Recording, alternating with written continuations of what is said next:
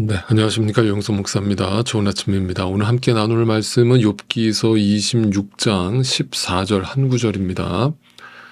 그러나 이런 것들은 그분이 하시는 일의 일부에 지나지 않고 우리가 그분에게서 듣는 것도 가냘픈 속삭임에 지나지 않는다. 하물며 그분의 권능에 찬 우레소리를 누가 이해할 수 있겠느냐.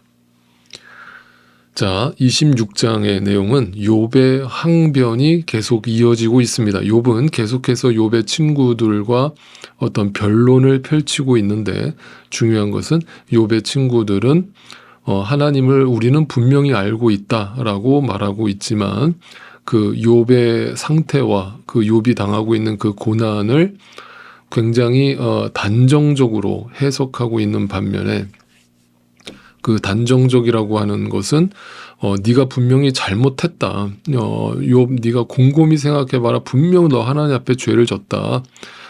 그러니까 빨리 회개해라. 안 그러면 하나님이 그 너의 그 복을 다 뺏어가셨는데 이제 네 목숨까지 다 뺏어가실 것이다 라는 식으로 거의 반협박하듯이 우리가 알고 있는 하나님은 이런 하나님이야 라고 단정적으로 욥을 지금 정죄하고 판단하고 있습니다. 그런데 이제 욥은 억울하죠. 자기 안에 아무리 하나님 앞에, 물론 완벽한 존재는 아니지만 하나님 앞에 돌이켜봐도 내가 이런 고난을 당할 만큼, 이런 벌을 받을 만큼 내가 하나님 앞에 잘못한 게 없는데 너무 억울하다는 거예요.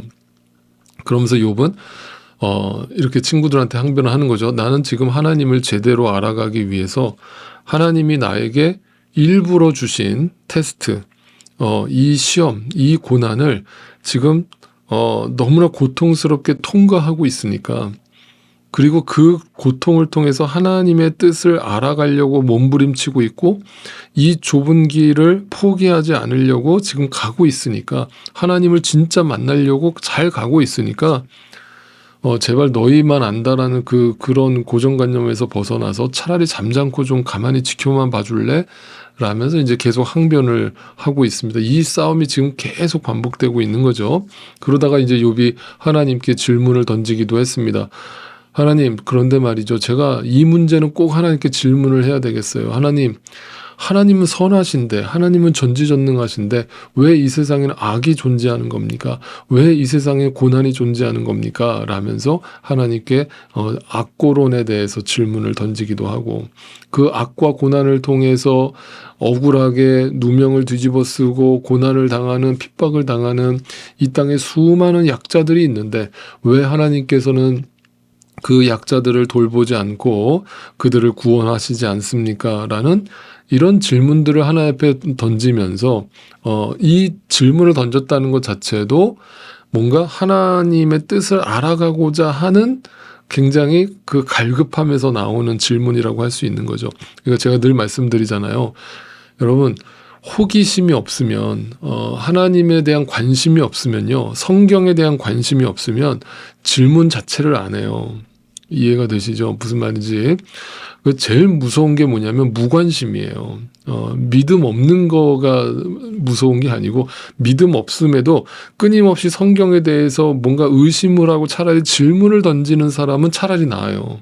네, 그 질문을 진지하게만 던진다면 그 사람은 정말 성경을 통해서 또 하나님의 때에 답을 찾을 수 있는 기회가 열려질 거예요. 그런데 가장 심각한 것은 아예 관심조차 없는 사람들이죠. 그 사람들이 더 무서운 것이죠. 더 심판에 가깝다라고 할 수 있겠죠. 자, 그런데 중요한 것은 오늘 본문 26장 14절을 다시 한 번만 읽어보겠습니다. 이렇게 욥이 고백합니다. 그러나 이런 것들은 그분이 하시는 일의 일부에 지나지 않고 한 부분적인 것이라고 이야기를 합니다. 그리고 우리가 그분에게서 듣는 것도 가냘픈 속삭임에 지나지 않습니다. 하물며 그분의 권능에 찬 우레소리를 누가 온전히 이해할 수 있겠습니까? 누가 다 알겠습니까? 그분의 뜻을. 이렇게 고백합니다. 그러니까 우리는 하나님에 대해서 지금도 어떻게 한다? 부분적으로밖에 알지 못한다라고 고백하는 거예요.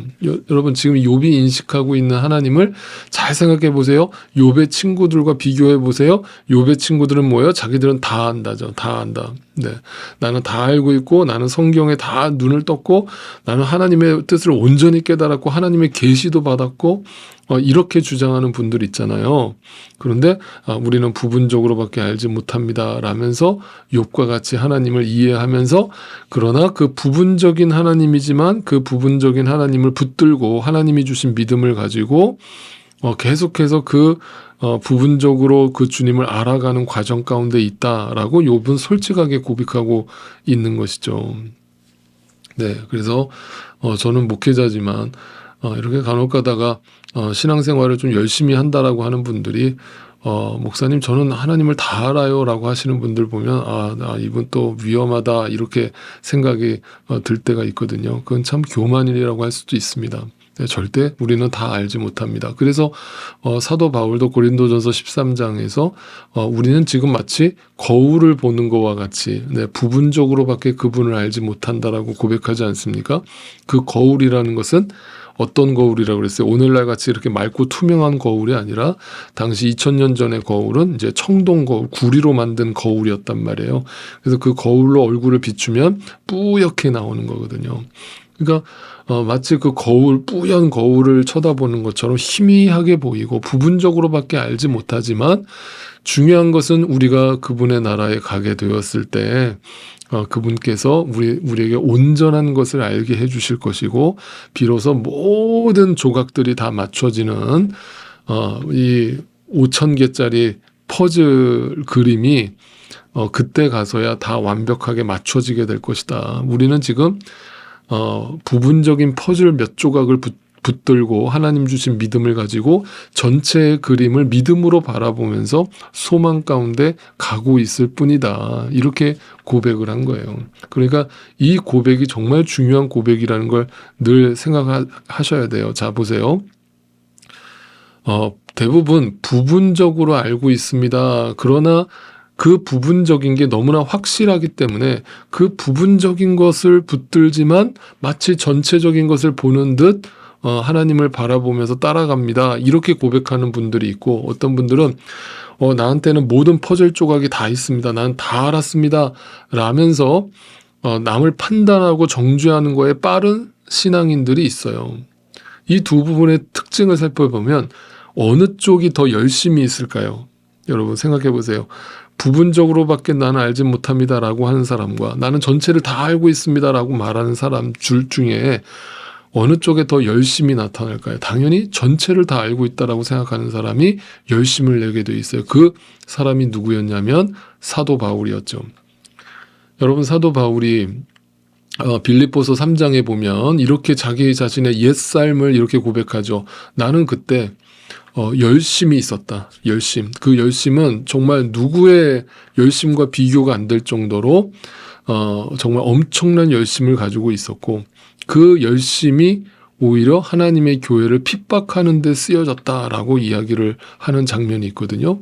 사실이 그래요. 사도 바울의 열심은 정말 남달랐죠. 그래서 다메섹 도상에 있는 크리스찬들을 색출하기 위해서 그 열심을 품고 나아가던 사도 바울이 예수님을 만나고 나서 어떻게 된 거예요? 말 그대로 내가 잘못 알고 있었구나. 내가 헛된 지식을 가지고 있었구나. 내 열심이 잘못됐다라는 걸 알게 된 거잖아요. 그죠? 그러니까 제가 누누이 말씀드리는 게 있잖아요. 열심이 절대 믿음이 아니에요. 네, 열심히 있다고 해서 믿음 좋은 게 절대 아니에요, 여러분. 네, 방향이 잘못되었는데 무조건 뛰는 사람들이 있어요. 사도 바울처럼, 사울처럼, 그러니까 바울 이름이 전에 사울이니까 사울처럼. 네, 그거는 교회를 핍박하게 되고 오히려 사람을 죽여요. 그런데 바울이 예수님을 만나고 나서 깨지고 나자, 부서지고 나자 내가 몰랐군요. 내가 소경된 자였군요. 라는 것을 알게 되자 겸손해졌죠. 겸손해진 사도 바울은 하나님이 그 순간순간 보여주시는 부분적인 퍼즐을 손에 붙들고 하나님 맡겨주신 그 사명을 그 오늘이라는 시간 속에서 순종하며 하루하루를 걸어 나갔죠. 네, 그래서 결국 순교라고 하는 그 귀한 어떤 십자가의 열매에 도달할 수 있었던 것이죠. 우리의 신앙생활을 한번 오늘도 좀 점검해 보실 수 있기를 바랍니다. 여러분, 우리의 손에는 부분적인 퍼즐이 주어져 있습니다. 우리는 그 하나님을 다 알지 못합니다. 그러나 그 부분적인 퍼즐을 붙들고 언젠가 하나님께서 우리 앞에 5천 개의 퍼즐을 다 조합해서 완성시켜 주실 그날을 믿음으로 바라보면서 네, 계속해서 앞을 향해 나아가십시오. 포기하지 마십시오. 뒤로 물러서지 마십시오. 주저앉지 마십시오. 그리고 혹여라도 여러분 나는 열심히 있습니다. 나는 모든 걸 다 알고 있습니다. 나는 성경에 눈을 떴습니다. 라면서 너무나 확고한 자기 확신 속에서 신앙생활을 하고 있는 분들이 계시다면 하나님 앞에 겸손히 엎드려 보세요. 그리고 그 열심을 내려놓고 정말 하나님의 뜻이 무엇인지를 깊이 묵상해 보시고 연구해 보세요. 아마 여러분의 생각과 다른 하나님의 뜻을 발견하게 되실 줄도 몰라요. 네. 오늘 우리의 삶의 그 부분적인 퍼즐들을 완벽하게 완성시켜 가실 그 하나님의 계획을 믿음으로 바라보면서 이 하루의 삶도 주 안에서 승리하실 수 있기를 주님의 이름으로 축원합니다.